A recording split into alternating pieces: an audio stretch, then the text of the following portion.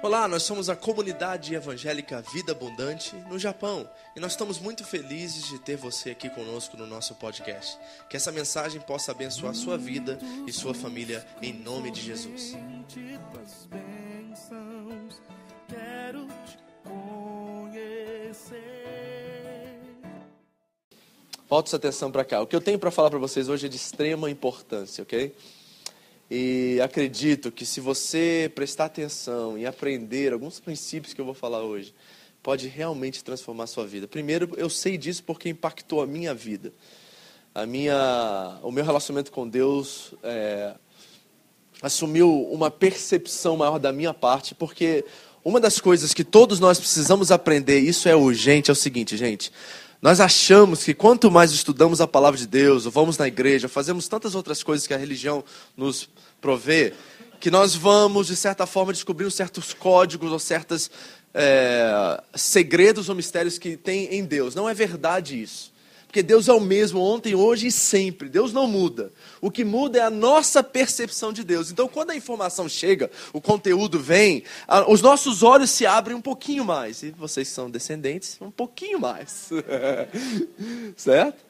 Abre um pouquinho mais, nossa consciência se expande e nós conseguimos ter uma visão, se eu posso dizer assim, uma noção de Deus mais clara do que tínhamos antes. É isso que está acontecendo, é a nossa percepção que está mudando. Porque Deus não está aumentando ou diminuindo de forma alguma, Ele continua sendo o mesmo. Então, esses momentos que nós temos juntos diante da palavra, no louvor, na igreja, 2 horas por semana, e eu espero que você, como a Daiana falou, a importância da célula, que nós podemos aumentar esse tempo com Deus, com os irmãos, com a igreja, porque Deus derrama uma bênção, vamos dizer assim, especial no meio do corpo. É que nós expandimos nossa consciência de Deus e nós temos pequenas percepções ou maiores percepções que vão nos ajudar a lidar com as situações que nós vamos viver durante a nossa semana. E principalmente aumentar nosso relacionamento com Deus, que é fundamental. O que a Daiana descreveu para vocês aqui na hora da oferta é o que eu postei lá essa semana, não sei se você viu, mas a frase do C.S. Lewis fala muito ao que ela ministrou para vocês, que é o seguinte: aquele que tem Deus e todas as coisas, nada tem a mais do que aquele que só tem Deus. Ouviu? Falei muito rápido. Escute isso. Aquele que tem Deus e todas as demais coisas, nada tem a mais do que aquele que só tem Deus. Ouviu? Porque as outras coisas são um produto, um subproduto da nossa relação com Deus. O problema é que nós fazemos das coisas um fim em si mesmos. Dinheiro é uma coisa boa? Pode ser, depende da forma como você usa. Casamento é uma coisa abençoadora? É, mas depende da forma que você lida com seu cônjuge. Todas as outras coisas podem ter um fim em si mesmas, mas Deus é o único que pode sustentar todas elas. Se Deus não for prioridade na nossa vida, todas as demais coisas irão nos consumir. Porque elas não foram feitas para nos sustentar, elas foram feitas para nos ajudar a que, através delas, nós podemos ver Deus de uma forma mais clara. Eu sei que o que eu vou dizer agora vai parecer, talvez para algum de vocês, absurdo. Mas você sabe que você pode ter uma percepção de Deus maior através da vida do seu cônjuge? Você sabia que a forma pela qual você usa o dinheiro pode revelar para você um pouquinho mais de Deus?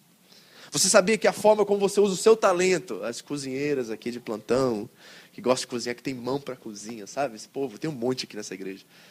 Né? Tem gente que faz doce aqui, que é uma coisa absurda. E eu não estou desse estado aqui por causa disso. Mas quando você faz isso, aquele chocolate, aquele bolo, aquela feijoada, e você cheira aquilo, de certa forma aquilo revela um pouco de glória, porque foi Deus que fez aquele alimento e você usou o seu talento para transformar ainda mais saboroso. O problema é que nosso foco está nas coisas e não em Deus, e por isso essas coisas nos destroem. Por isso que casamento destrói muita gente, porque o foco é colocado no casamento e aquilo se torna a coisa principal, e aquilo não tem capacidade de ser a coisa principal. Aí começa a nos destruir e nós começamos a, em vez de expandir nossa consciência, nós começamos a encolher nosso entendimento. Já era. Então, o que eu estou ensinando a vocês, e não era para ser introdução, acabou se tornando, é muito importante. O que eu vou falar hoje para mim é assim, sabe aquela coisa que a gente sabe que é de extrema importância para o nosso momento como igreja que nós estamos vivendo? Nós estamos falando sobre ter o Evangelho, fazer do Evangelho o centro da nossa espiritualidade. Espiritualidade, se você não sabe, é a forma pelo qual nós nos relacionamos com Deus.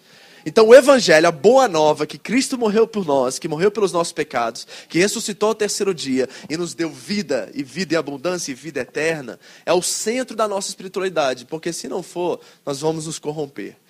Semana passada eu mostrei para vocês, você que está com a apostila aí, né, uma lista enorme da diferença entre a religião e o Evangelho. E a razão pelo qual eu mostrei essa lista para vocês é porque a tendência do nosso coração é voltar para a religião como método de afirmação da nossa salvação. A tendência do meu coração é usar dos dogmas, dos rituais, da religião como método, como afirmação da minha salvação. Então eu começo a depender das coisas para afirmar a minha salvação. E isso é o maior perigo que nós podemos correr. E vai nos levar à morte espiritual. Por quê? Outra coisa que foi falada aqui várias vezes durante essa série é o seguinte, que a salvação não depende da intensidade da nossa fé, mas do objeto dela. Lembra disso? A salvação não depende da intensidade. Eu estou na igreja 5 dias na semana, estou orando, jejuando todo dia. A sua salvação não depende dessas coisas. A sua salvação depende do objeto dela, que é Jesus. Jesus é suficiente para nos salvar? A palavra de Deus diz que Ele é. E quando Ele disse, está consumado na cruz, entregou o seu Espírito ao Pai, morreu e ressuscitou ao terceiro dia, a Bíblia Sagrada diz que isso é suficiente para que sejamos salvos. E todo aquele que confessar com a sua boca e crer no seu coração que Jesus Cristo ressuscitou dentre os mortos, será salvo. E Pedro vai acrescentar e dizer que não há outro nome no céu, debaixo da terra, ou em qualquer outro lugar a qual nós podemos ser salvos. Então a nossa salvação está completamente, unicamente e suficientemente em Jesus Cristo, e mais nada. Jesus Cristo e mais uma coisa não funciona, é Jesus Cristo e mais nada, para que sejamos salvos. Então a religião são meios pelo qual nós encontramos segurança de afirmar que somos salvos. E se isso é fato na sua vida hoje, você está completamente distante dela. Agora, não é o tema de hoje, então eu preciso entrar agora no esboço de hoje, senão eu vou me perder aqui de novo. Porque o tema de hoje é o seguinte, a pergunta que eu tenho para vocês. Então como é que nós nos comunicamos com Deus? Como é que nós nos tornamos nossa espiritualidade saudável? Como que eu faço verdadeiramente do Evangelho o centro da minha vida espiritual? Qual é o meio de comunicação com Deus? Alguém sabe? Só tem um meio, não é? Nós só podemos falar com Deus através do quê? Da oração. Então é muito importante nós descobrirmos o que é orar. Porque o que mantém uma relação entre dois seres humanos viva e saudável? Me diga. Diálogo? Muito bem, você que falou. Quem falou? Você. Muito bem, parabéns. Meus parabéns. O que mantém saudável um casamento? Diálogo. Compreensão. Não é isso? Respeito. Não é isso, gente? Quando o respeito acaba no casamento, o que acontece? Quando um vai para o quarto, o outro vai para o outro, e as portas se fecham e não há diálogo, o que acontece? Morre. Eu já mostrei para vocês que fizeram uma experiência científica e pararam a experiência porque tiraram uma criança após o seu nascimento, colocaram ela no quarto e disseram, não vamos dar nenhum toque humano, essa criança não vai ser tocada por nenhum ser humano. E eles começaram a perceber que aquela criança estava morrendo e se tornando bicho. Porque a necessidade de toque humano é fundamental na vida de todo ser humano. Então, quando não há relação e diálogo, a gente vai desaparecendo, a gente vai morrendo aos poucos. E se não há oração, ou seja, comunicação com o ser que nos criou, a sua imagem e semelhança e nos fez para a sua glória, o que vai acontecer com o nosso relacionamento com Deus?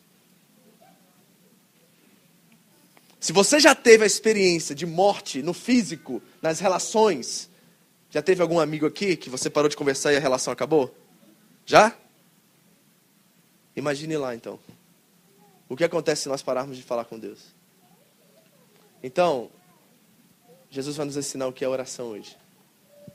Porque se nós vamos manter nossa espiritualidade saudável, nós vamos ter que aprender a orar. Porque se você não orar, meu amigo, você vai morrer espiritualmente. E eu não quero que isso aconteça. E o que eu quero afirmar aqui é o seguinte: você pode ter todos os dogmas, os rituais, as coisas certinhas da sua fé ou da sua religião, mas nada disso funciona se o seu relacionamento com Deus não está saudável.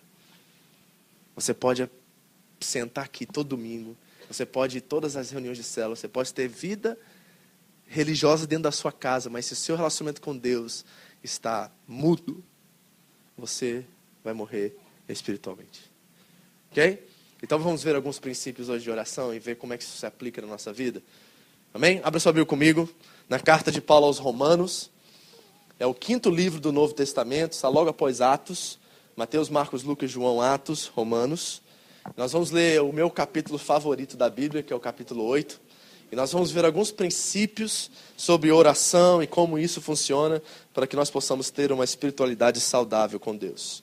Romanos capítulo 8, nós vamos ler do 15 ao 27, é uma leitura um pouquinho mais longa, mas necessária. Na verdade, os princípios que eu vou falar para vocês hoje só se encontram no versículo 15. Mas eu preciso ler o contexto para que vocês possam entender o que nós vamos estar conversando aqui nesta manhã.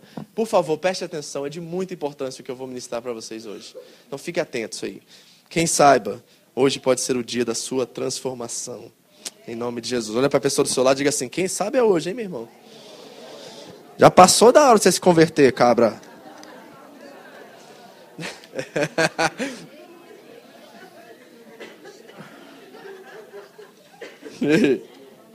Romanos capítulo 8, 15 ao 27. Isso que dá estudar inglês, viu? 15 ao 27. Quem trouxe a apostila hoje? Que poucos, vocês estão esquecendo, né, gente? 15 ao 27, quem achou? Olha pro lado aí, vê se seu irmão tá perdido aí. Se ele tá perdido no iPhone, você fala assim: meu, tá feio o negócio pra você, hein? A Dayana vai ler pra gente aqui, tá? Do 15 ao 27. Porque não recebestes o espírito de escravidão para outra vez estardes em temor, mas recebeste o espírito de adoção de filhos, pelo qual clamamos Abba, Pai. O mesmo Espírito testifica com o nosso espírito que somos filhos de Deus. E se nós somos filhos, somos logo herdeiros também, herdeiros de Deus e co-herdeiros de Cristo, se é certo que com Ele padecemos, para que também com Ele sejamos glorificados. Porque para mim, tenho por certo que as aflições deste tempo presente não são para comparar com a glória que em nós há de ser revelada.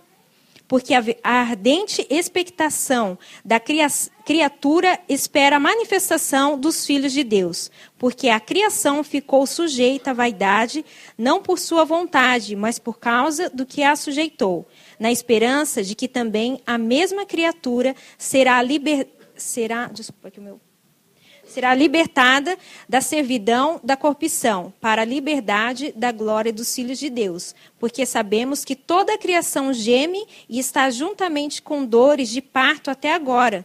E não só ela, mas nós mesmos, que temos as primícias do Espírito, também gememos em nós mesmos, esperando a adoção, a saber, a redenção do nosso corpo, porque em esperança fomos salvos. Ora, a esperança que se vê não é esperança, porque o que alguém vê, como a esperará? Mas, se esperamos o que não vemos, com paciência o esperamos. E da mesma maneira também o Espírito ajuda as nossas fraquezas, porque não sabemos o que havemos de pedir, como convém. Mas o mesmo Espírito intercede por nós com gemidos inexprimíveis. E aquele que examina os corações sabe qual é a intenção do Espírito, e é Ele que, segundo Deus, intercede pelos santos. 15. Porque não recebestes o espírito de escravidão para outra vez estardes em temor, mas recebestes o espírito de adoção de filhos, pelo qual clamamos Abba, Pai. Que clamamos? Que clamamos? Amém. Então nós vamos ver 5 qualidades, 5 adjetivos, 5 características da oração. A primeira é que a oração é primitiva. Segundo, a oração é algo real. Terceiro, a oração é algo posicional. Quarto, a oração é algo experimental. E por último, a oração é algo comunitário. Ok? 5 características da oração que eu quero que você aprenda hoje. Então o versículo 15 é a base. Eu só vou ficar nele, mas o contexto está todo do 15 até o 27. Então vamos ver aqui no 15 uma coisa. Diz lá, assim, por meio do qual clamamos Abba, Pai. Quem sabe o que a palavra Abba quer dizer? É aramaica. Você sabia disso? Abba quer dizer, e muitos de vocês já sabem disso, quer dizer paizinho, não é isso? Mas eu fui estudar um pouquinho mais essa palavra e descobri que é muito mais do que isso. Olha que coisa interessante. O que, na verdade, a palavra quer dizer é mais ou menos assim, ó, papá. É a primeira palavra que sai da boca do seu filho entre o período de 3 a 9 meses. Os médicos dizem que entre 3 a 9 meses as crianças começam a soltar as primeiras palavras. Quem aqui ouviu do filho papai primeiro ou mamãe? Qual foi, papai ou mamãe? Né? O que o seu filho fala quando ele fala isso? Ou quando ele começa a expressar isso? É pá, ma. Não é isso? É exatamente isso que está dizendo aqui. Quando Jesus diz Abba, Pai, é como se fosse assim, pá. É aquela doçura, inocência de uma criança que está se aproximando agora do seu pai. Agora, algo interessante é o seguinte. A Carol, que tem 16 anos de idade aqui, ó, mais velha, minha filha mais velha, quando ela precisa de mim alguma coisa, sabe qual é a palavra que ela usa? Daddy. E sabe o que daddy quer dizer? Papaizinho. Agora, a coisa interessante é que eu sei que todas as vezes que a Carol começa a falar daddy, eu já sei que vem coisa. Alguma coisa ela vai querer me pedir. Mas o interessante é que uma criança de 3 a 9 meses de idade, quando ela começa a entoar essas pequenas sílabas, como pá, não é alguma coisa que ela está pedindo, ela quer colo. Ela quer afinidade. Às vezes ela pede daddy, ela quer colo também. Mas ela quer intimidade, ela se sente insegura em algum momento e ela estende a mão e fala pá, ou fala má. E é exatamente isso que Jesus está querendo nos ensinar aqui. Que nosso relacionamento com Deus, quando está nesse nível, nós temos mais do que razões para nos aproximar de Deus, como um neném se aproxima. O progresso do versículo é fundamental para esse entendimento, que é o seguinte, o que o versículo está nos ensinando aqui, é que quando nós recebemos o Espírito, você leu aí? Não é um espírito de escravidão, para estarmos em medo ou temor, mas recebemos o Espírito de quê? De adoção, e é esse Espírito pelo qual, ou por meio do qual, nós clamamos, Abba, Pai. Sabe o que o versículo está nos ensinando aqui? É algo extraordinário, que quando nós recebemos o Espírito Santo, nós recebemos uma nova língua. Você fala japonês, português e não sei o que mais, né? Mais ou menos, né? Mas o que o Espírito está nos ensinando é que quando o Espírito habita em nós, nós temos um encontro com Deus, nós começamos a falar uma nova linguagem. E essa linguagem reflete intimidade, reflete inocência. O Abba é exatamente a expressão dessa nova linguagem que nós estamos recebendo. Por quê? E aqui começam as diferenças e eu começo o perigo que eu tenho com essa palavra para ministrar para vocês, mas lá na frente eu vou explicar isso. Mas é o seguinte, que aquele que tem o Espírito de Deus nele, ele sabe quem é pai dele. E ele sabe que no momento do perigo, ou da insegurança, ou do medo, ele sabe que ele pode dizer, pá, má, e correr para o braço e apertar na perna, tocar em algum lugar e ser recebido com segurança e amor. Agora, o que o texto também está nos ensinando é que aqueles que não têm o Espírito, até descobrem certas coisas acerca de Deus. Talvez eles vão a uma igreja, talvez eles vão a algum lugar, e ao chegarem nessa igreja, nesse lugar, eles descobrem que se eles usarem esse código, ou se eles usarem esse mantra, ou usarem esse tipo de oração, eles podem adquirir alguma coisa de Deus. Mas aquele que tem o Espírito, ele vai porque ele quer o colo, o pescoço do Pai. Ele quer o Abba. Ele tem Abba. A oração dele é tão ingênua, tão íntima, tão sincera, tão inocente, que a única coisa que ele deseja ao chamar Abba Pai com o Espírito que foi dado em adoção é Deus. Ele só quer Deus. As suas orações estão assim? Quando você vai para o quarto secreto e dobra os seus joelhos, a única coisa que você quer é Deus. Isso revela que o Espírito habita em nós. Deixa eu mostrar isso para você nas palavras de Jesus. Abre sua Bíblia comigo em Mateus capítulo 6. Quando você nasce de novo, igreja, tudo que você quer é pescoço. Tudo que você quer é abraço. Tudo que você quer é beijo.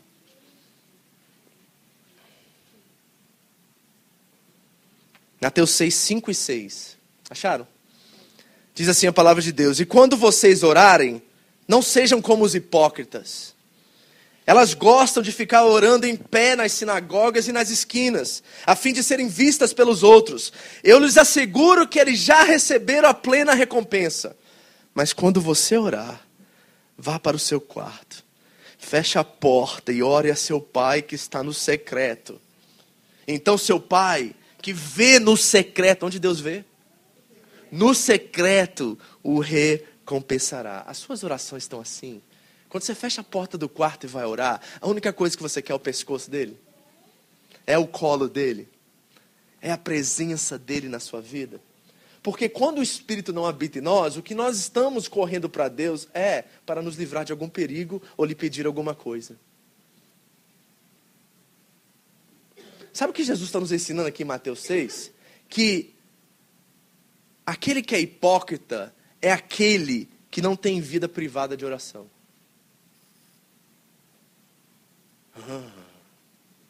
O que Jesus está nos ensinando é que aquele que é hipócrita é aquele que tem que orar.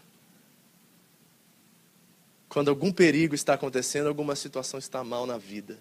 Esse é o hipócrita de acordo com o contexto de Jesus. Porque a questão mais perigosa é que esse hipócrita tem recompensa também. E às vezes, por causa da recompensa, nós ficamos confundidos se aquilo é santo, se aquilo tem Deus ou se aquilo é simplesmente trejeitos. O que Jesus está nos ensinando é que o Espírito Santo gera em nós uma nova linguagem. E essa nova linguagem nos leva a um íntimo relacionamento com o nosso Pai. Nós queremos pescoço, colo. E eu sei que talvez tem muitos de vocês aqui agora que estão precisando exatamente disso, é de colo. Você não precisa de mais dinheiro, você não precisa de um trabalho melhor, você não precisa de uma mulher, de um marido, de uma esposa melhor. O que você precisa hoje é de colo. E deixa eu dizer uma coisa para vocês que é segredo de Deus, se você gosta de segredos em Deus. Que é o seguinte, que Deus mais gosta disso, dar colo. Porque o colo revela a nossa intimidade com Deus. Então a primeira coisa que esse versículo 15 está nos ensinando é que a oração ela é primitiva. Primitiva no sentido de que uma nova linguagem brota do nosso ser e essa linguagem ela é original, primitiva. É a linguagem de uma criança ingênua. Ok? Primeira coisa. Segunda coisa que o versículo está nos ensinando. Versículo 15, diz lá: e ele nos deu o espírito de adoção pelo qual clamamos. Qual é a palavra? Qual é o verbo aí? Clamar. Está vendo clamar? E a coisa interessante de toda essa passagem que nós lemos aqui, o contexto, é que está todo mundo gemendo. Tem um clamor acontecendo. E se você sabe muito bem na linguagem bíblica, todas as vezes que a palavra clamar aparece, é socorro. É pedido de socorro. Alguma coisa ruim ou terrível está acontecendo e o povo começa a clamar para que Deus se manifeste, que Deus intervine na situação.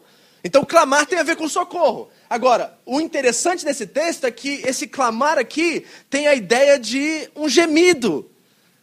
Há alguma coisa acontecendo em todos os lugares a qual todo mundo está gemendo. O que é esse gemido? Deixa eu te mostrar aqui no texto, para você entender que eu estou expondo a palavra. Versículo 22 primeiro. Olha lá. Sabemos que, o quê? Toda a criação geme. Está vendo aí? Então a natureza, criação é a natureza. Essa natureza, isso é metáfora, né, gente? Não tem que estar todo mundo... pastor, é terremoto, é profético isso. Não está falando de terremoto somente, necessariamente. Mas está falando que há um entendimento espiritual aqui, de que toda a natureza está gemendo por alguma coisa. Olha só, a natureza geme, toda a criação está gemendo. Os seres humanos, não os seres humanos, a natureza, os animais, está todo mundo gemendo. Alguma coisa está fora do lugar e por isso todo mundo está gemendo. Agora, segunda parte, versículo 23 agora.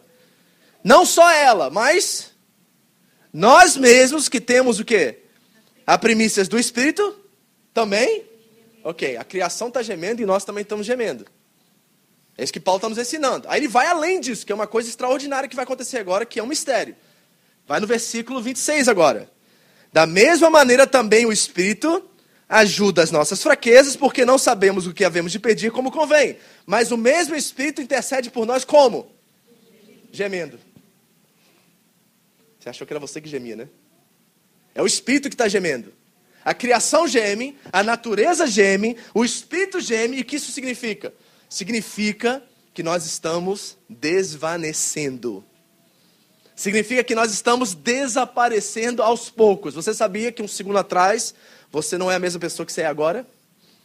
Você sabia que o seu corpo está se deteriorando a cada dia mais? Nós falamos aqui no começo do culto sobre idade, né? Pois é. A partir do domingo que vem, eu já não sou mais a mesma pessoa que eu era hoje, esse domingo.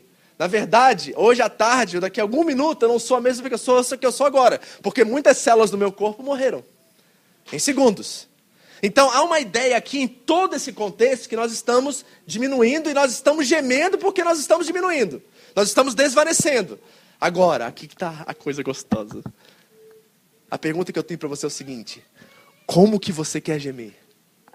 Tem duas formas de gemer. Não há dúvidas que nós gememos. Você já entendeu isso? Já gemeu aí, meu irmão, por uma doença? Já gemeu aí por causa de uma situação na família? Já gemeu? Gemeu ou não? Todo mundo aqui já gemeu? E vai continuar gemendo. Não estou profetizando, é fato. Vai continuar gemendo por toda a vida, até o dia de Cristo, onde nós ressuscitaremos com o corpo glorificado. Aí parou o gemer. Mas até esse dia, gemer, vai ter que gemer, vai passar por situações, vai doer, vai gemer. Mas a forma que você geme pode ser diferente. Qual a diferença, pastor? É o seguinte. Aqueles que têm a adoção do Espírito, aqueles que podem dizer aquilo que nós falamos no primeiro ponto aqui, Abba, Pai, eles gemem diferente. Sabe por que eles gemem diferente? Porque tudo que eles estão gemendo é para o crescimento deles. Todo gemer daqueles que estão no Espírito está trabalhando, cooperando para o nosso bem, para nos transformar à imagem de Cristo. Então não tem gemido quando o Espírito vive em nós, que não seja para glorificar a Deus e transformar a nossa vida. Que bom!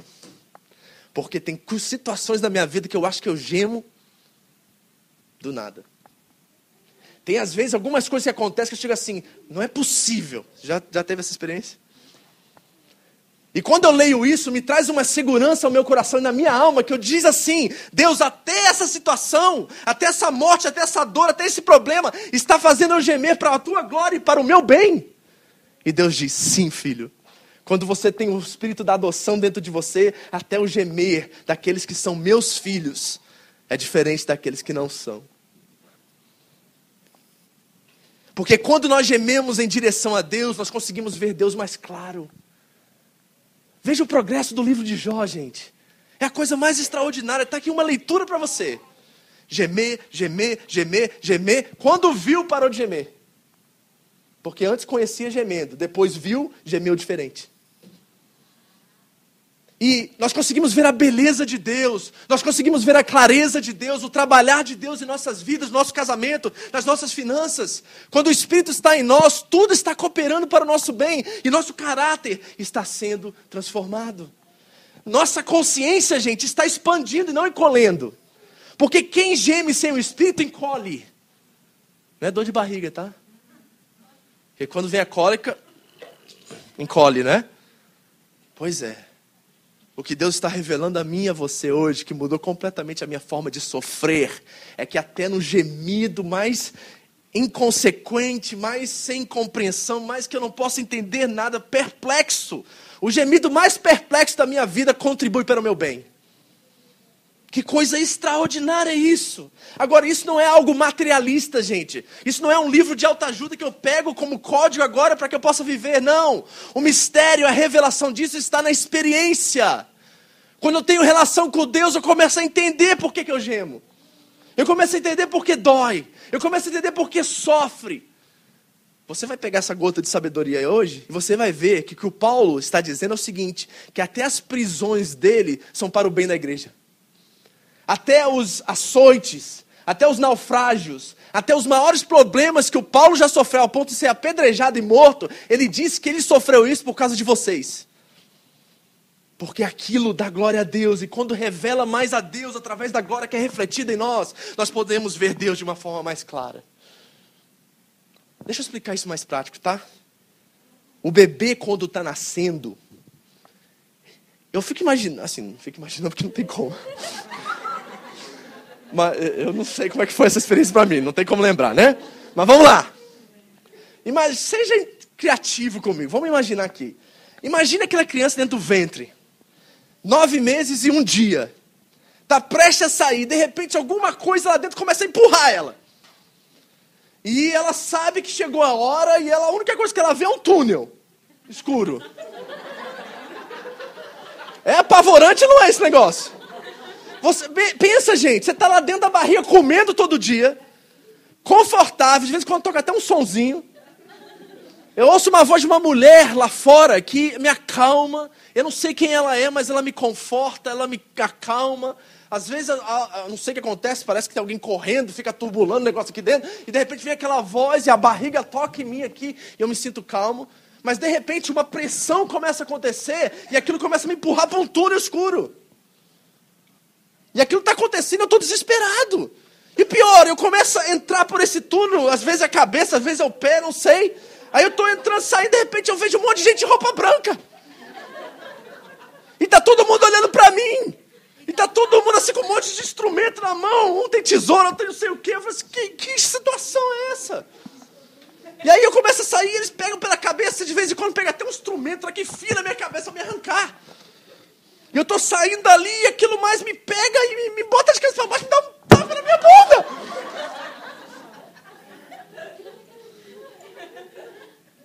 Pensou nisso por um instante? Que experiência terrível. É o nascimento. Ainda corta depois o negócio, um tubo que saiu da minha barriga.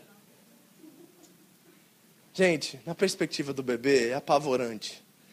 Na expectativa da mãe, dos médicos, tudo aquilo que está acontecendo é para o bem do bebê. Porque se ele ficar mais 2 semanas na barriga, ele morre. Se ele não passar pelo túnel, ele não sobrevive. Se ele não for tocado pelos médicos, se ele não chorar após aquela experiência, no berro, talvez o pior berro que nós já podemos dar na nossa vida, nós não iremos progredir, nós iremos retroceder. Então, mesmo que na perspectiva daquele bebê tudo esteja acontecendo de forma absurda, incompreensível, tudo aquilo está acontecendo para o bem dele. É assim que a gente sofre quando o Espírito está gemendo dentro de nós. Você está ouvindo?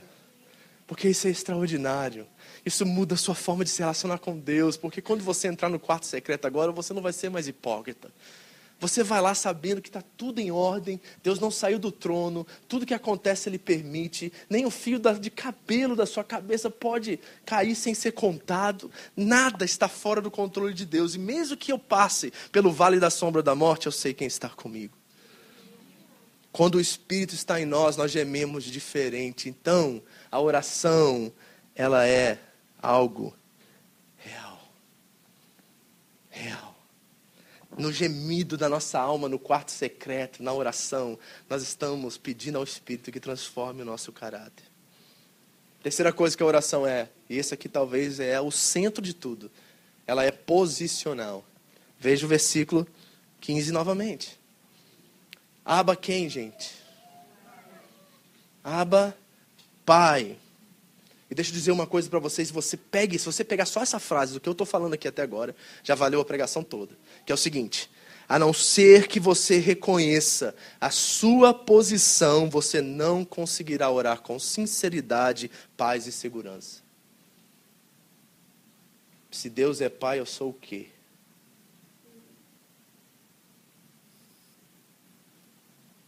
Você sabia que Jesus foi o primeiro ser humano da história a dizer Abba, Pai?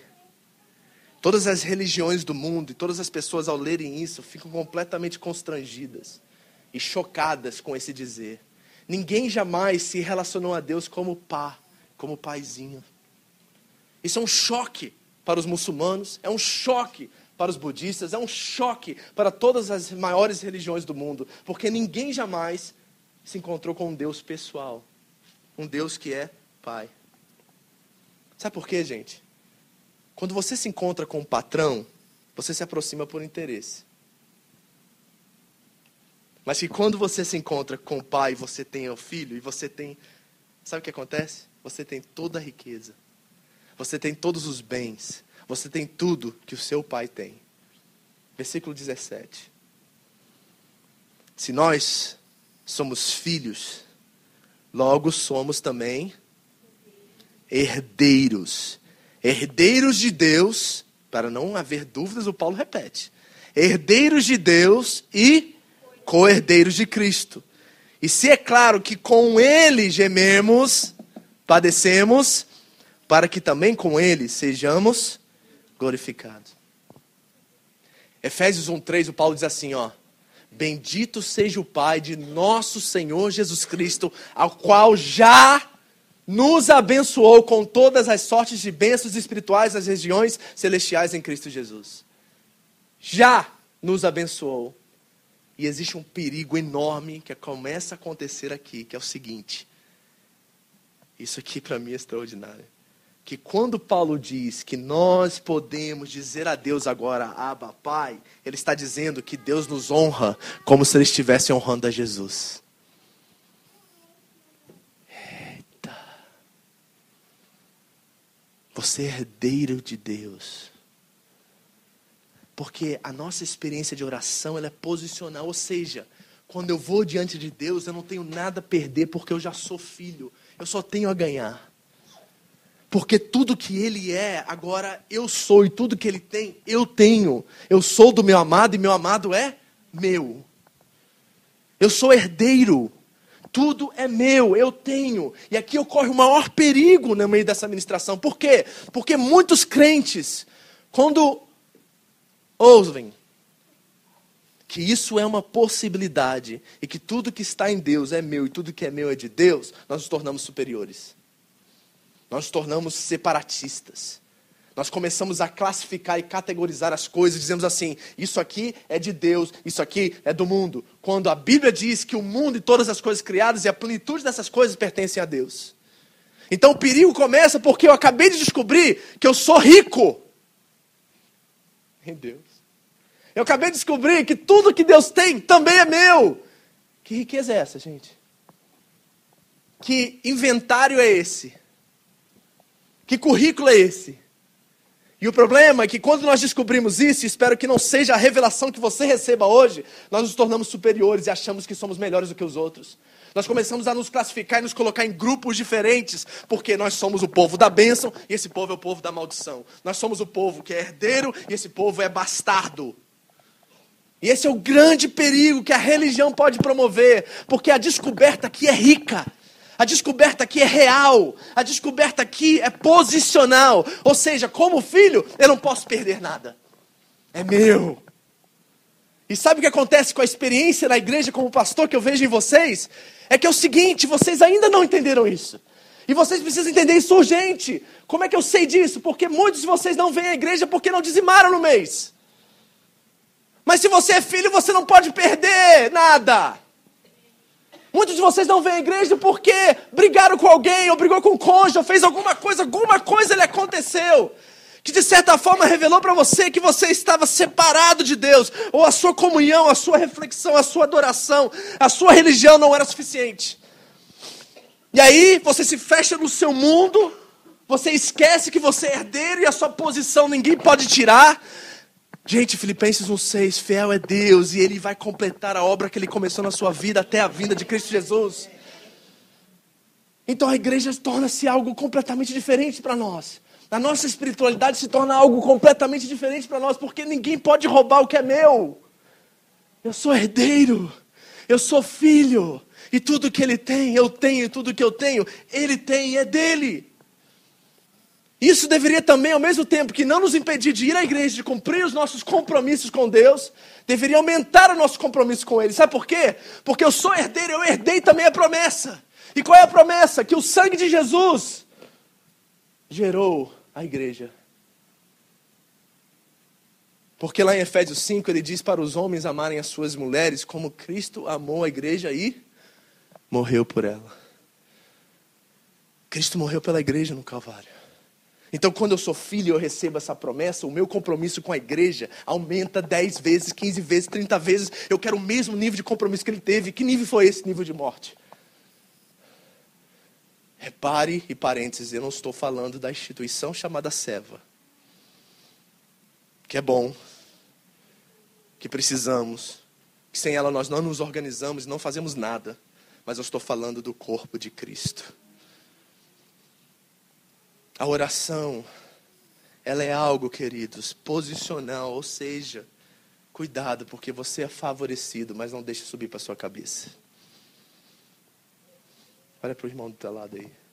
Diga assim, você sabe que você é rico em Deus? Agora diga para o outro lado assim, ó, só não deixe essa riqueza subir para sua cabeça.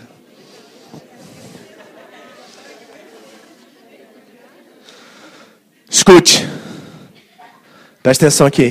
Psst. Presta atenção. Não deixe esse valor, essa riqueza, essa verdade subir para sua cabeça. Paulo diz assim, o mesmo Paulo que escreveu Romanos 8,15. Ele diz assim, pela graça de Deus, eu sou quem eu sou. E eu trabalhei mais do que todos os demais. E a graça de Deus comigo não foi em vão. Mas não eu, mas a graça de Deus trabalhou. Paulo diz assim, 1 Timóteo, eu sou o pior dos pecadores e não mereço ser quem eu sou. Você é filho, você é filha, você é herdeiro, as promessas de Deus estão sobre a sua vida, você é rico em Deus, mas não deixe isso levar você ao espírito de superioridade ou de se achar que você é separado dos demais, porque é pela graça de Deus que você é quem você é. Amém? Quarta coisa. Versículo 15. A oração é algo profundamente experimental. Olha o que diz no versículo 15.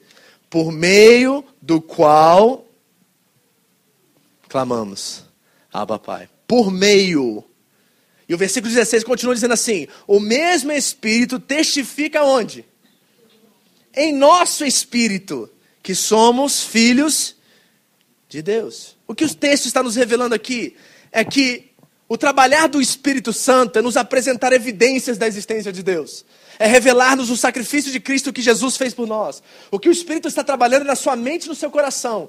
Ele quer mostrar para vocês que tudo que você crê é real, mas não é só isso. Porque o Espírito, ele também trabalha nas nossas emoções. Ele quer que nós tenhamos experiências com Ele. Ele quer que a nossa relação seja a mesma relação que nós temos com o nosso Pai. Que nós temos com a nossa mãe, que nós temos com o nosso cônjuge, que nós temos com nossos irmãos, que temos com nossos amigos. O Espírito quer transformar a nossa oração em algo experimental, algo real, algo vivo, queridos. Isso é tão importante, porque o cristianismo não é só racional. A gente traduz Romanos 12:1 completamente de forma equivocada. Completamente de forma equivocada. Rogo-vos, irmãos, pelas misericórdias de Deus, que apresentai os vossos corpos como sacrifício vivo e aceitável a Deus, que é o vosso culto. Mentira, não é. Não é racional a palavra ali no grego original. A palavra ali é real, autêntico, verdadeiro. O nosso culto é autêntico. É de espírito e verdade. O nosso culto a Deus vem de uma sinceridade que está encharcada na nossa intimidade com Deus. Eu posso ser quem eu sou na presença de Deus. Oh, aleluia! Não preciso mostrar que eu sou espiritual. Não preciso mostrar que eu cumpri todos os mandamentos e requisitos. Eu posso ser quem eu sou em trabalho, em processo de mudança, sim. Mas eu sou quem eu sou. Eu posso ser sincero diante de Deus, diante da igreja. Porque eu não estou aqui pelo que eu faço, estou aqui pelo que eu sou. E eu sou filho, herdeiro de Deus, herdeiro de Cristo. E a minha experiência com o Espírito é real, queridos. Eu sinto, eu vejo, eu penso, eu falo. Ele está comigo o tempo todo, Ele não falta nessa relação. Pastor, pergunta para o Senhor aqui. Não estou sentindo o que você está falando, pastor. Não estou vivendo, pastor. Eu nunca ouvi o Espírito falar no meu coração. Eu nunca ouvi a Bíblia falar de uma forma que você está falando aí. Para mim isso é tão esquisito o que você está pregando hoje. Eu não consigo experimentar isso. Pastor, me ajuda. Eu te ajudo, querido. Buscai o reino de Deus e a sua justiça em primeiro lugar. E todas essas coisas vos serão acrescentadas. O problema é o seguinte, deixa eu dizer para vocês que eu identifiquei isso na minha vida. Tinha um monte de coisa atrapalhando a visão de Deus na minha vida. Às vezes era televisão, videogame. Às vezes eram coisas tão banais e simples como um time de futebol. Às vezes é a minha carreira profissional, às vezes é um ministério, às vezes é uma pregação de domingo, às vezes é uma célula, às vezes é a aceitação dos outros, o carimbo da aprovação dos demais. Tem um monte de ídolos tentando ofuscar a nossa visão de Deus, e por isso que nós não temos relacionamento com Ele, porque nós não conseguimos vê-lo. Nós temos que abandonar os ídolos urgente, porque eles estão ofuscando a visão de Deus. E quando os ídolos foram removidos e a única coisa que resta é Deus, então nós vamos vê-lo, não de somente conhecê-lo, não somente de ouvir falar, mas de experimentá-lo. Porque o problema do Jó, querido, eram os filhos e a família e os bens. E nós já entendemos isso teologicamente, porque ele vai dizer na sua oração que o medo que ele tinha lhe sobreveio. E só, sabe qual era o medo de Jó? Perder sua casa, sua família e seus bens. E quando ele perdeu tudo aquilo, ele conseguiu ver Deus claramente, porque os ídolos estavam ofuscando a sua visão.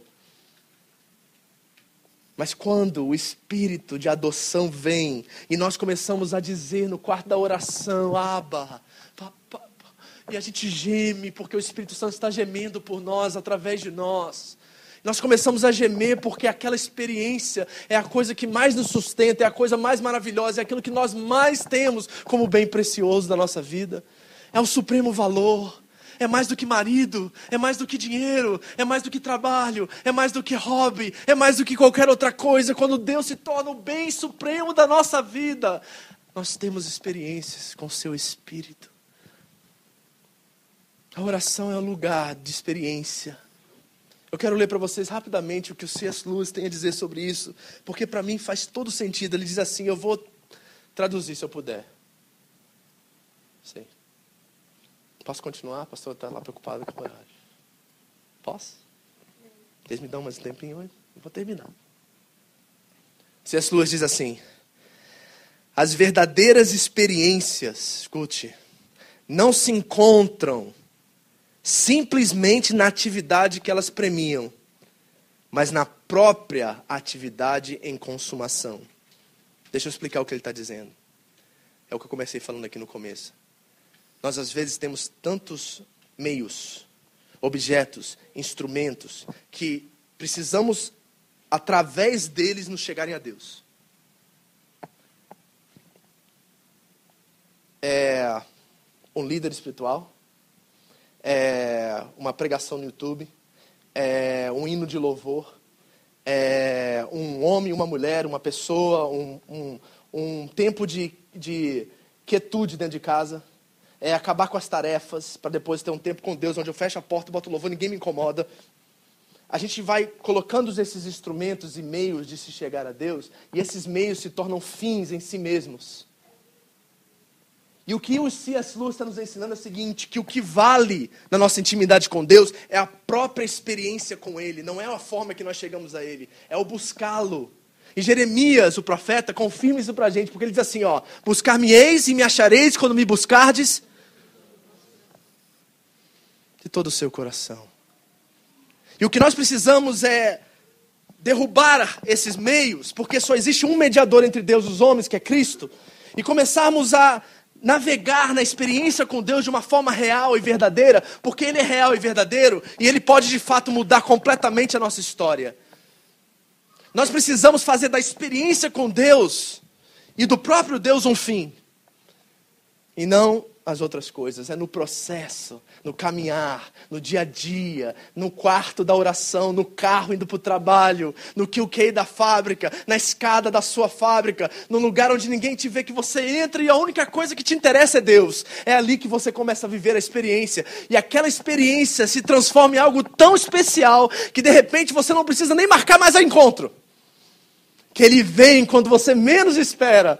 E de repente você estava pensando em 1000 coisas e vai um sopro do Espírito. Lá no carro, lá no meio do supermercado, e você começa a dizer assim, e agora eu tenho que sair daqui, senão vai todo mundo me achar que eu sou louco. Mas dá uma vontade de chorar porque Deus está me falando coisas. A oração, queridos, É algo altamente experimental. Deixa eu ser mais prático ainda. Lembra que eu falei que a oração é posicional? Camille, vem cá. Fica aqui no meu colo, sobe. Presta atenção. Ela gosta. Segura, tá? Qual a diferença de status entre isso aqui, isso aqui, isso aqui? A Camille deixa de ser minha filha porque ela não está aqui? Hein? Ela deixa de ser minha filha? Eu deixo de amar ela mais ou menos porque ela não está aqui? É diferente. Quando ela está do meu lado, ela se torna menos filha aqui? O que mudou? A experiência. Porque aqui eu estou mais perto. Aqui, ó. Aqui, ó.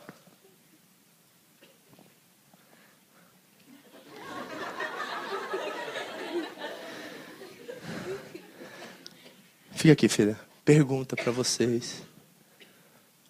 Qual posição você prefere ficar? Porque tem muito crente hoje, está aqui. Aí na hora do perigo, acabou o perigo? Na hora do pedido, acabou o pedido? Aí, eu não sou Deus, né? Mas se eu fosse Deus, é... Psiu. Sabe por que eu mandava raio? Porque ela está transformando o ser humano que eu sou como pai dela em um objeto.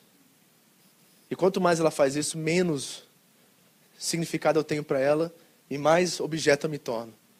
Porque vai chegar um dia que ela vai chegar e pedir algo e eu falar não. Aí sabe o que ela vai fazer? Aí ela vai de lá, alguma situação na vida dela de novo, ela vai chegar de novo e vai tocar porque ela está precisando. E ela vai dizer não. E aí vai ficar mais distante ainda. E deixa eu dizer uma coisa, a posição do pai mudou? Mudou? O que mudou? A nossa relação. Por culpa de quem?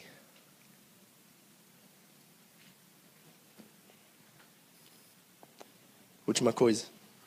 A oração é algo comunitário. Versículo 15. Olha o que diz aqui, gente. Mas recebestes o Espírito de adoção, pelo qual... O que diz o verbo? Clamamos. Qual é a pessoa que está sendo usada aqui? Terceira pessoa do singular ou do plural? Do plural. Não é interessante que Jesus não começa a oração modelo dizendo, Pai meu? Isso deveria mudar completamente a nossa experiência com Deus. Porque se Jesus começasse, Pai meu, eu não precisava de vocês. Meu quarto, e olha, eu prefiro, viu? Aqui, ó. Eu gosto do meu quarto. Eu gosto do isolamento. É uma tendência do homem pecador que eu sou, de gostar de não estar com ninguém. De só gostar de você quando eu preciso algo de você. Essa é a tendência do meu coração que está me expondo à luz do Evangelho o tempo todo. E todos os dias eu tenho que me converter, e todos os dias eu tenho que me arrepender. Mas Jesus não disse Pai meu, Ele disse Pai nosso. E aqui, o Espírito que está clamando no meio do povo. Porque somos nós que estamos clamando. E quando nós clamamos sozinhos, nós não estamos clamando. Porque Deus só se manifesta quando nós clamamos. E eu não estou aqui diminuindo a experiência pessoal do quarto. Me entenda, as duas são necessárias. Então ouça essa frase aqui, pelo amor de Deus. A não ser que você tenha pessoas, plural, a qual você possa dizer com elas, Pai Nosso, você não terá como dizer meu Pai no quarto secreto. Está ouvindo? Enquanto você não tiver pessoas que pegam na sua mão, que te abraçam, que se ajoelham junto com vocês, porque aí estão os verdadeiros amigos nos levam para Deus. Enquanto nós não tivemos essas pessoas na nossa vida, a qual damos a mão em clamor, em choro, em alegria, e dizemos, Pai Nosso, nós nunca teremos o melhor de Deus na experiência no quarto secreto, quando nós dizemos, meu Pai.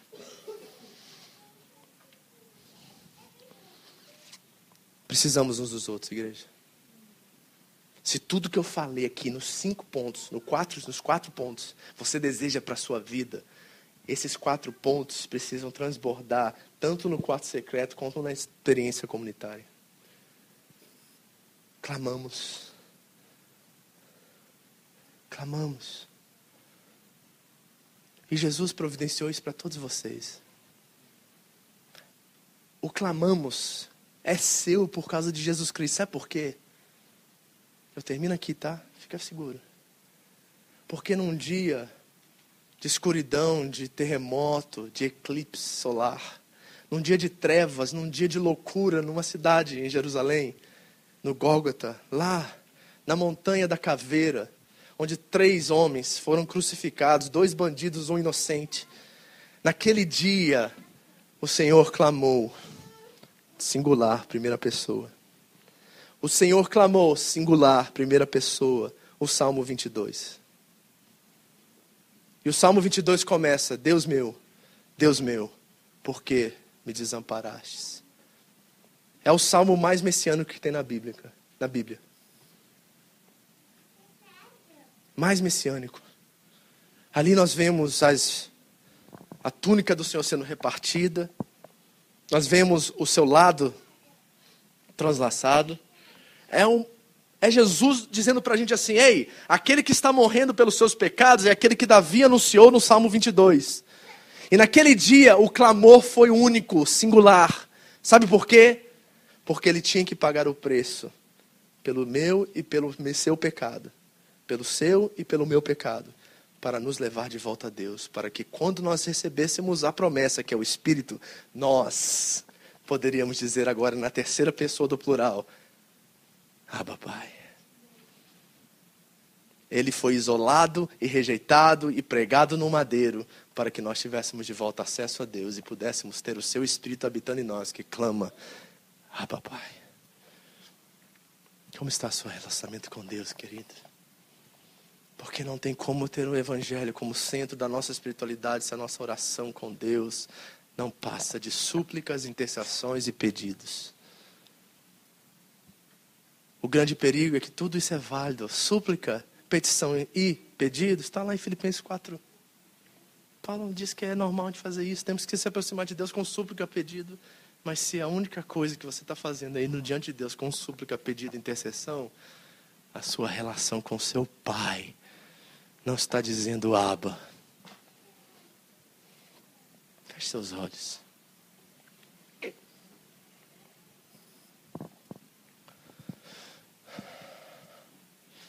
Josi, você pode vir aqui, só você e o Suzuki, se estiver aí.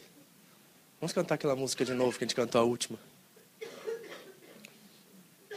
Ô Fábio, deixa o Suzuki descansar. Vem, Fábio.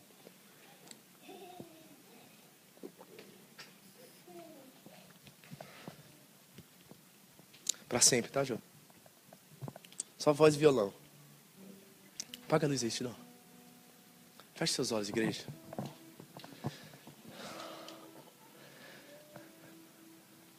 Olha, se tem uma pregação que eu gostaria que você ouvisse e recebesse nesses primeiros 3 meses desse ano, é essa. Porque é a partir daqui que tudo começa. Se isso aqui não tiver bem visto, bem analisado, bem colocado na nossa experiência com Deus, as outras coisas não vão encaixar na vida, no quebra-cabeça espiritual que é a sua vida. Deus quer transformar a sua experiência com Ele nessa manhã. Ele quer que o Espírito dele desça sobre nós, e a nossa percepção, a mente. E podemos ver que ele estava aqui o tempo todo, ele estava desejoso o tempo todo, ansioso o tempo todo, porque a palavra de Deus diz que o Espírito anseia por nós. Ele quer ouvir Abba de você. Ele quer ouvir pá.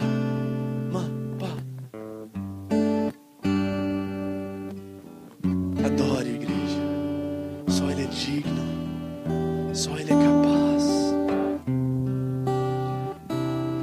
Se o teu Espírito, ou melhor, se o Espírito de Deus está testificando ao teu Espírito nessa manhã que tu és filho, então levante-se do seu lugar de miséria, de mediocridade e venha receber a adoção do Espírito e venha dizer a Ele: Abba, Abba, Abba. Eu gostaria que você saísse do seu lugar hoje como filho, herdeiro, co-herdeiro de Cristo, herdeiro de Deus, e viesse ter uma experiência, você e Ele, nessa manhã.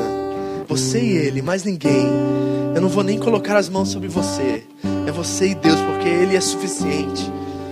Mas hoje, se você não quiser vir à frente, dobre seus joelhos aí na sua cadeira. Mas faça alguma coisa, como uma criança se aproxima do pescoço do pai, para se encontrar com Ele nessa manhã. E que dos seus lábios, após o seu momento de louvor, de elogio, de agradecimento, de dizer: Pai nosso que estás no céu, santificado seja o teu nome. Venha a nós, ao vosso reino, seja feita a tua vontade, aqui na terra como no céu. Que pare aí essa oração hoje. E você adore, e você adore, e você adore. E você possa dizer no final dessa oração: Abba, Pai. Pá, pá.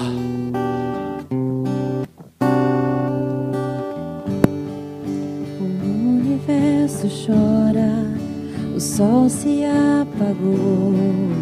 Ali estava morto o Salvador. Seu corpo lá na cruz, seu sangue derramou. O peso do pecado Ele levou.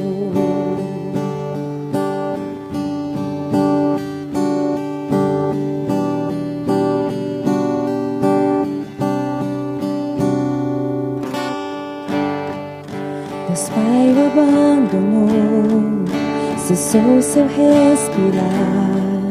Em trevas encontrou o Filho. A guerra começou, a morte enfrentou. Todo o poder das trevas vencido foi.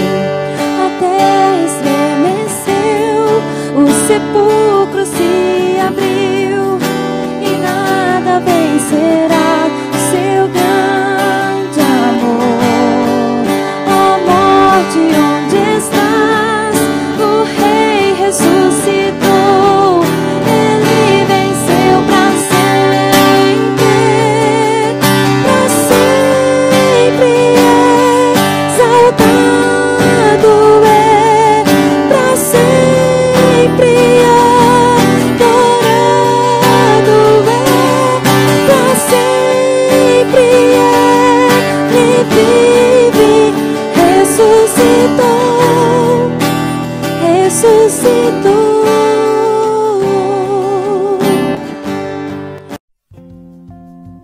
Esta foi mais uma mensagem da comunidade evangélica Vida Abundante no Japão, a SEVA. Você pode adquirir mais informações sobre a igreja no site da igreja, www.seva-japão.org. Siga-nos também no iTunes, através do canal SEVA Japão Mensagens. Que Deus abençoe você e a sua família, em nome de Jesus.